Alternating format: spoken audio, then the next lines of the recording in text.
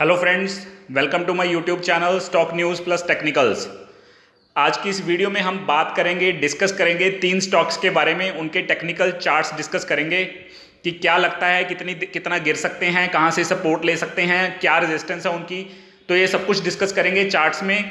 Fundamentals तो आपको पता ही होगा, ब्रीफ में डिस्कस कर लेंगे वर्बली, लेकिन अब मेनली हम इसमें चार्ट डिस्कस करेंगे 3 स्टॉक्स के। और 3 स्टॉक्स का नाम है इंडसइंड बैंक, टाटा मोटर्स और तीसरा एसबीआई। तो चलिए शुरू करते हैं दोस्तों आज की वीडियो और देखते हैं इन तीनों स्टॉक्स का टेक्निकल चार्ट क्या कहता है। प्योरली एजुकेशनल पर्पस के लिए है, किसी को कोई रिकमेंडेशन नहीं है बाइंग और सेलिंग की। सबसे पहले आपके सामने दिखा रहा हूं आपको इंडसइंड बैंक का 3 महीने का चार्ट। देखिए 310 का लो लगाया, फिर 330 का लो लगाया, ऊपर 490 का हाई लगाया, फिर 548 का हाई लगाया और यहां पे हाई लगाया था 530 का और नीचे आ गया था यहां से स्टॉक और आज इसने 472 का लो लगाया है और 476 के आसपास ये बंद हुआ है। तो सबसे इंपॉर्टेंट चीज़ पहले आपको बता देता हूं, देखिए आज का जो वॉल्यूम है इसके गिरने का वो बहुत ही कम है। मतलब कि सेलिंग आई ज़रूर है, लेकिन बहुत ज़्यादा लोगों ने दबा के सेलिंग नहीं की, बहुत ही प्रेशर के साथ सेलिंग नहीं हुई है, बहुत ही थोड़ा स्टॉक गिरा है। और सपोर्ट कहाँ है, देखिए यहाँ पे इसने बढ़िया बढ़त बनाई थी, 2 कैंडल्स बनी थी और 548 का हाई लगाया था। जो ये वाली पहले वाली ग्रीन कैंडल है बड़ी वाली, इसका लो देखिए 463 है। और उसके बाद इसने कितने ही सेशन, जैसे 10 सेशंस बीत गए हैं, इस 463 के लो को वायलेट नहीं किया है। मतलब इसके नीचे एक बार गया था 456 के आसपास, लेकिन वहां से फिर ऊपर आ गया, 480 के ऊपर निकल गया। तो 463 के नीचे ये जितनी देर तक डिसाइसिवली क्लोजिंग नहीं देता अच्छे वॉल्यूम्स के साथ, तो इमीडिएट सपोर्ट तो 463 की जो इस कैंडल का लो है वही रहेगी, क्योंकि अगले 10 सेशंस में भी इसके ऊपर ही कंसोलिडेट कर रहा है ये स्टॉक। तो 463 इस कैंडल का जो लो है वो अच्छी सपोर्ट है। लेकिन उसके नीचे अगर हम चले गए, अगर 463 के नीचे ये डिसाइसिवली क्लोज करता है तो अगली सपोर्ट बनती है इसकी 440 के आसपास, 440 पे, क्योंकि इसका 50 डे मूविंग एवरेज है दोस्तों।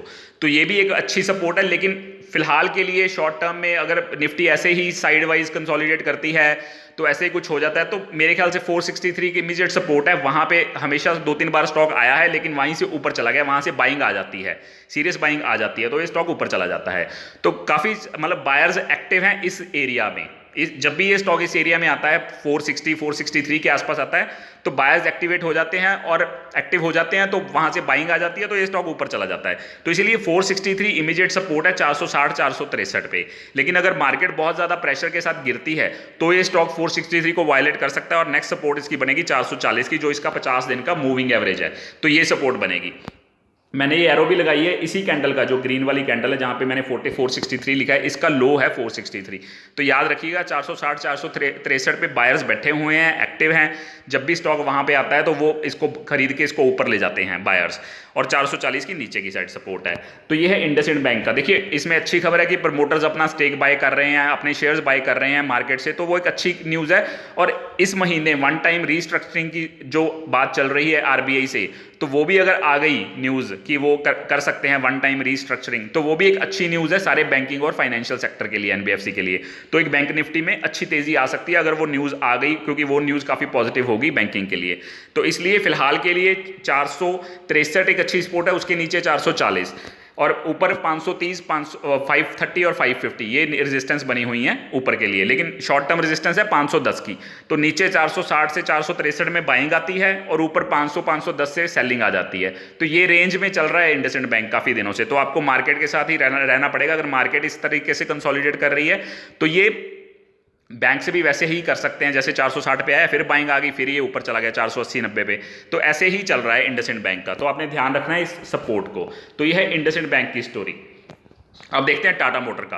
देखिए टाटा मोटर 3 महीने से अप ट्रेंड में चल रहा है। देखिए higher highs and higher lows बना रहा है। एक बात तो पक्की है, यहाँ पे ये नीचे जरूर आया था, लेकिन यहाँ पे 92 पे इसने सपोर्ट ली थी, बायर्स यहाँ पे एक्टिव थे और ये स्टॉक फिर ऊपर चला गया। 109-10 का हाई लगाया था इसने। अदरवाइज इसने जो रिसेंट हाई लगाया था वो 119 के आसपास लगाया था। यहाँ पे 109-10 लगाया था, लेकिन वहां से फिर सेलिंग आ गई। देखिए यहां से इसने 92 से सपोर्ट ली थी, इसको 119 से ये करेक्ट हुआ था, तो 91 के आसपास इसका 50 डे मूविंग एवरेज है दोस्तों। और वहां से इसने सपोर्ट ली थी और वहां से फिर 109 का हाई लगाया और आज इसने 97.3 पे सपोर्ट ली है, जो कि इस कैंडल का हाई है। जो भी बड़ी वाली ग्रीन कैंडल्स होती हैं ना, बड़ी वाली बुलिश ग्रीन कैंडल्स होती हैं, उसका जो हाई होता है और जो इसका लो होता है, वो दोनों ही बहुत इंपॉर्टेंट होते हैं। फिलहाल के लिए इसने यहाँ पे आज सपोर्ट ली है 97.3 से, और वहीं से ऊपर जाके 98 पॉइंट समथिंग पे बंद हुआ है। लेकिन जो ये वाली ग्रीन कैंडल है, जो 92 के ऊपर बनी हुई है बीच में बड़ी वाली कैंडल, इसका जो लो है 95.6 है, वो भी एक इंपॉर्टेंट है। यहाँ से यहाँ तक भी ये स्टॉक आ सकता है आने वाले सेशन से, और यहाँ से ऊपर को घूम सकता है, क्योंकि मुझे नहीं लगता ये 92 के आसपास अभी दोबारा आएगा, क्योंकि 92 पे इसने बेस बनाया है। अभी दोबारा से हो सकता है यहाँ पे आए और डबल बॉटम भी बना दे, यहाँ से फिर सपोर्ट होगी, पर इमीडिएट सपोर्ट 95 96 के आसपास है, और 97 से इस कैंडल के हाई से आज इसने सपोर्ट ली है। ये वाली कैंडल से इसका हाई जो है 97.3 है, और आज का जो लो है वो भी 97.3 है टाटा मोटर्स का, और यहीं से सपोर्ट लेके ऊपर चला गया ये स्टॉक। अगर कल को भी मार्केट ठीक ठाक सी पॉजिटिव रही तो ये स्टॉक डेफिनेटली 97 से ही दोबारा ऊपर को जा सकता है।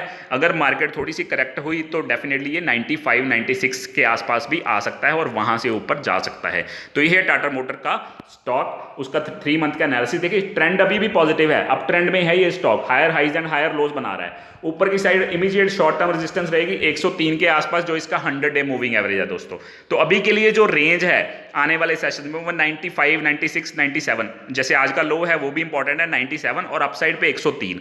ये 6 रुपए की रेंज में ये रह सकता है ये स्टॉक। अगर 103 के ऊपर निकल गया डिसाइसिवली तो ऊपर की बात करेंगे, और नीचे 95, मुझे लगता है कि 95 तक ये स्टॉक जा सकता है। 95 पे अच्छी बाइंग अपॉर्चुनिटी बन सकती है टाटा मोटर के स्टॉक में। तो आज भी देखिए गिरा जरूर है, लेकिन वॉल्यूम्स देखिए कम होते जा रहे हैं पिछले 5 सेशन से। 5 सेशन से ये स्टॉक गिर रहा है, और 5 सेशन से वॉल्यूम देखिए सबसे ज्यादा यहां था, लेकिन कम होते जा रहे हैं। मतलब कि सेलर्स को कन्विंसिंग नहीं है कि ये स्टॉक यहां से और सेलिंग करनी चाहिए, क्योंकि यहां पे इसकी सपोर्ट एक्टिव है, बायर्स एक्टिव है यहां पे। अब देखते हैं तीसरा स्टॉक है जी SBI।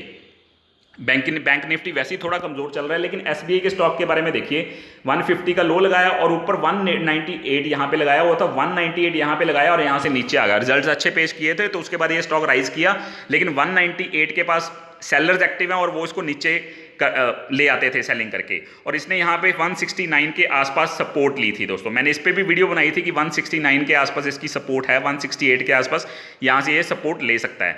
फिर इसने हाई लगाया 195 का, ऊपर एक तरह का डबल टॉप बनाया, फिर ये स्टॉक नीचे आ गया और आज इसने लो लगाया 177 का, और इसकी ये सपोर्ट है, इमीडिएट सपोर्ट है वो 175 पे है, क्योंकि ये इसका 50 डे मूविंग एवरेज है दोस्तों। और अपसाइड रेजिस्टेंस देखिए 195 198, इस रेंज में सेलर्स बहुत ज्यादा एक्टिव हैं, इस रेंज को पार नहीं करने दे रहे SBI के स्टॉक को। तो यहाँ पे जब भी आएगा तो एक बार रेजिस्टेंस फेस करेगा ये स्टॉक, और नीचे की साइड 175 जो है शॉर्ट टर्म सपोर्ट है कल के लिए या आने वाले 1-2 सेशंस के लिए, अदरवाइज 169 तो सपोर्ट है ही नीचे को। तो मेरे ख्याल से 169 तो नहीं मुझे लगता अभी जाएगा, लेकिन 170 171 तक भी जा सकता है अगर थोड़ी सी मार्केट या बैंक निफ्टी ज्यादा करेक्ट हो गया। लेकिन अभी के लिए 175 जो 50 डे मूविंग एवरेज है वो इसकी शॉर्ट टर्म रहेगी अब सपोर्ट, और ऊपर की साइड पे भी कोई स्टॉक धीरे धीरे मूव करता है तो अभी के लिए तो 179 और नीचे 175, ये 5 पॉइंट की रेंज में ये मूव कर सकता है। 175 ऊपर 179 या 180, 5-6 पॉइंट्स की मूव कर सकता है 5-6 पॉइंट्स में अभी। और नीचे वॉल्यूम देखिए, जब से गिरना स्टार्ट हुआ है पिछले 5-6 सेशन से वॉल्यूम भी देखिए कम हो रहा है, तो एक अच्छा संकेत होता है जब गिर तो रहा हो स्टॉक लेकिन वॉल्यूम ना हो। अगर वॉल्यूम नहीं है तो इसका मतलब सेलर्स ज़्यादा कन्विंसिंग नहीं है कि वो सेलिंग करेंगे और स्टॉक नीचे ही जाएगा।